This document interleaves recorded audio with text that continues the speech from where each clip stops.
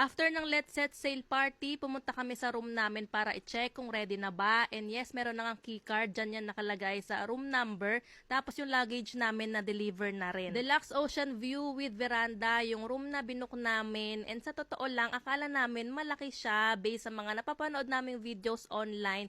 Pero in reality, saktuhan lang naman pala siya. Etong couch, nako-convert yan into bed and yung housekeeping staff na yung nagsiset up niyan. May blackout curtain din in case na gusto nyong i-separate yung living area dun sa bed area. If ever pala na magbubook pa lang kayo ng Disney Adventure Cruise, gamitin nyo ang promo code namin na with the TZN Klook to get up to 11,990 pesos discount kapag magbubook kayo sa Klook. May mga outlet and switch sa magkabilang side ng kama, merong open cabinet, may mga hanger na rin na provided, merong mini bar, and ang maganda dito, separate yung toilet area sa shower area. Take note lang na walang bidet, so magdala kayo ng portable bidet or portable tabo. Wala ring toothbrush and toothpaste dito, so magdala na lang kayo ng sarili nyo, pero yung mga bath towels meron naman. Ang cute nga kasi meron pa talagang mga logo na nakalagay. And then sa may tabi ng CR, meron din full-length mirror. Ito naman yung TV area, ang cute kasi nakalagay talaga yung pangalan namin dun sa may TV. Tapos ito yung vanity area, may mga outlet din dyan. And dito sa ilalim, merong hair dryer. And of course, merong veranda, meron lang dalawang upuan dyan, and maliit na table. Meron kaming vlog ng full room tour, naka-upload na yan sa YouTube channel namin, i-check nyo na lang.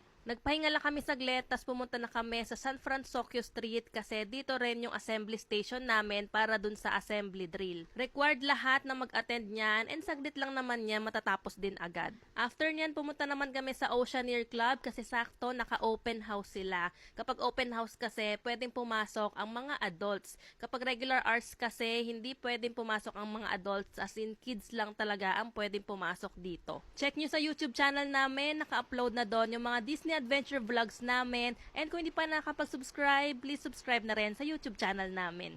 Ayun lang muna and see you sa next na mini vlog. Salamat!